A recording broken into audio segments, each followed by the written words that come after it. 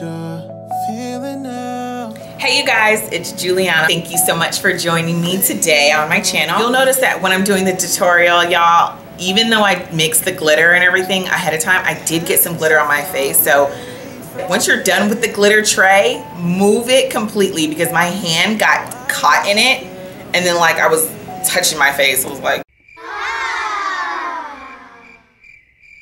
I saw a lot of other videos where they laid the glitter glue on first and then the glitter afterwards. I found that there's a lot of fallout when I do that. I squirt the glitter glue in a tray and then mix the loose glitter inside of it.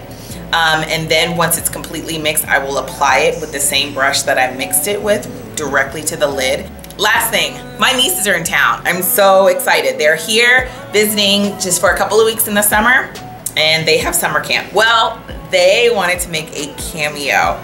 You'll see them kind of popping in and out of the video. So if you want to see this look, just keep watching.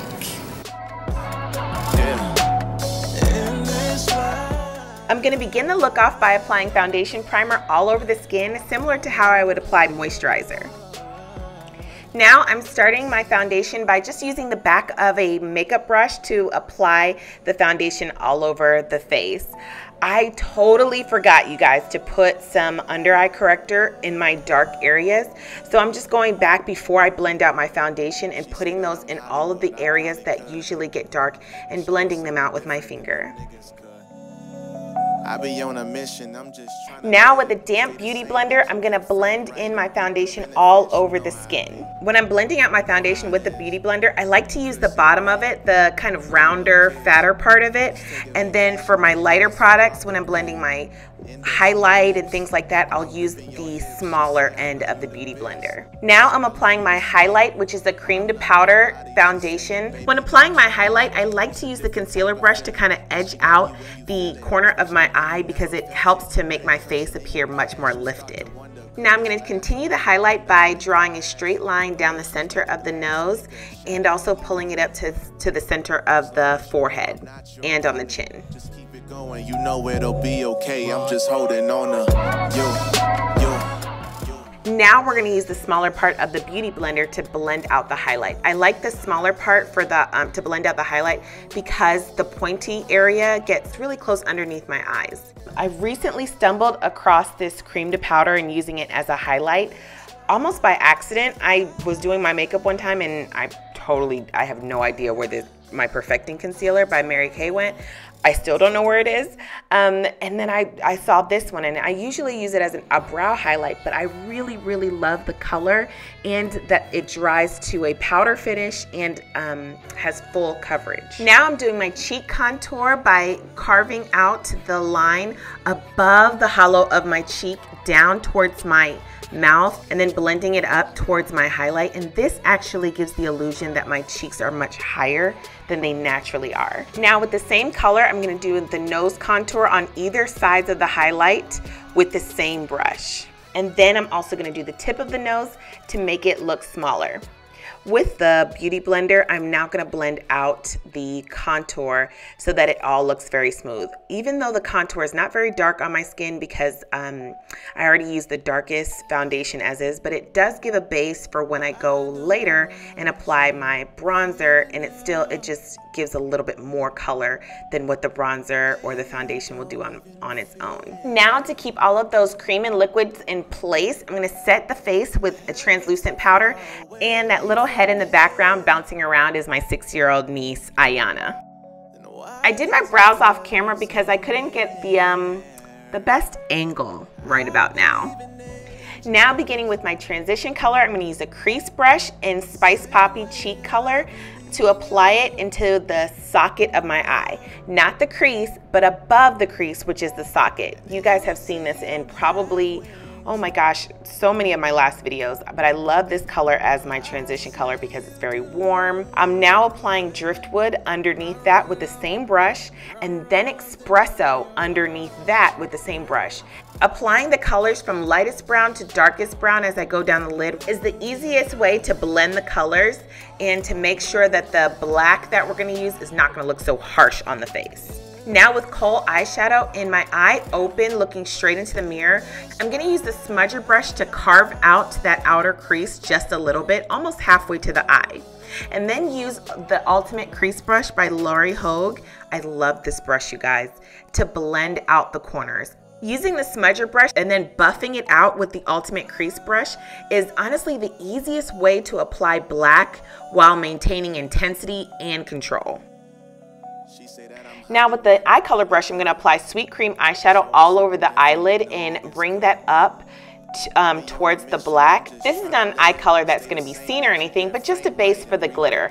Honestly, now that I think about it, I probably should have used a shimmer eyeshadow, but either one is okay. Now using the gel eyeliner and an eyeliner brush, we're going to create a winged line. Not too dramatic, but just a small wing line. I actually made a mistake and made it too long, but we're gonna fix it at the end. I'm doing the gel liner now instead of at the very end like I usually do, because I don't want to put this smooth winged line on top of glitter. Otherwise it's going to get kind of chunky and not be as smooth as it naturally is. So I do the wing liner first and then use that as a guide for when I apply the glitter and the rhinestones. I'm now going to use my concealer and my highlight color to kind of erase the edge of that line so it's not as dramatic. We just want a little wing, not too dramatic. Then I'm going to set the outer corner of my eye with some banana powder by Ben Nye before applying the glitter. Starting along the edge of that winged liner, I'm going to use a synthetic brush to pat on the glitter. Pre-mixing the glitter before I apply it to the lid is the best way to get as little fallout for me as possible. What I do is on my tray, I'll squirt out a little tiny pea size of the glitter primer and then the loose glitter on top of it. Mix it together with the synthetic brush and then apply it immediately to the eye. While I was filming this for you guys, my nieces were in the background, which I didn't know, but they were doing a smoky eye on each other. Now I can see my makeup. My makeup is beautiful. Don't you see? I do. I see. Yay! Ooh. The best way for me to ensure that I don't crease the glitter is by looking down into the mirror. I don't want to open my eye completely until it's dry. Then with my smudger brush, which still has some kohl eyeshadow on it, I'm going to carve that out going towards the inner corner of my eye. This kind of gives that cut crease look, but a much softer effect. Now with a pair of tweezers, I'm going to place the first rhinestone right under the crease in the center of the eye. Then I try opening up my eye completely to see if I feel it. And if it's in the right spot underneath the crease, I do not feel it. Now I'm going to go ahead and go on to the second one and the third one, working my way to the outer corner of the eye. I'm using square head tweezers because this helps to grab the rhinestones much better. And I'm dipping it in clear duo lash glue before sticking it to the eye. The size of these stones are SS12. This is a pretty popular stone size, so they can be found at almost any artsy retailer, and you can even order it on Amazon. Now I'm going to begin applying the stones going towards the inner corner of my eye, and I'm going to follow the crease of my eye. I want to do this while my eye is open, just so that I can make sure that I'm underneath the crease.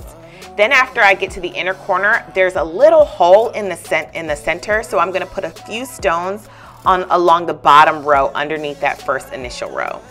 Now I'm going to take my liquid eyeliner pen and go over that winged liner. I like to do this just to make the eyeliner a little bit more black. Now I'm going to use Lash Love Mascara to prepare my lashes for false lashes. Here I'm stacking 2 strips of false lashes because I want my lashes to be a little bit more dramatic. Because the eyes are a little bit more dramatic, I don't want, small lashes getting lost in that. So you want to do a little bit more dramatic on the lashes just to make the eyes look a little bit more open.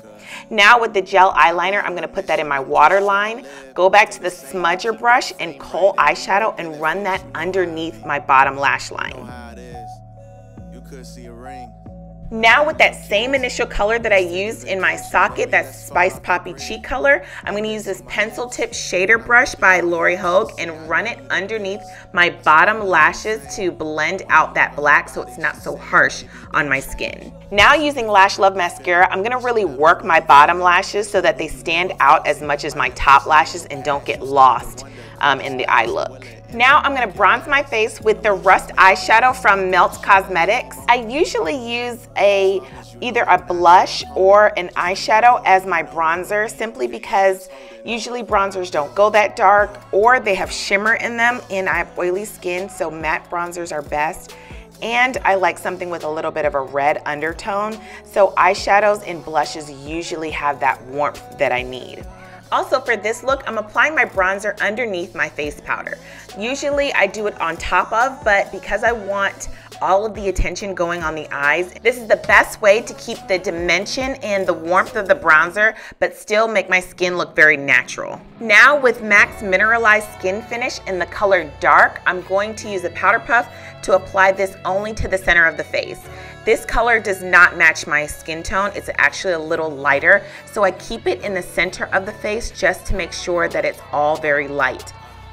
And around the perimeter of my face, I'm going to apply the powder that actually matches my skin tone, which is the same powder in the color Dark Deep.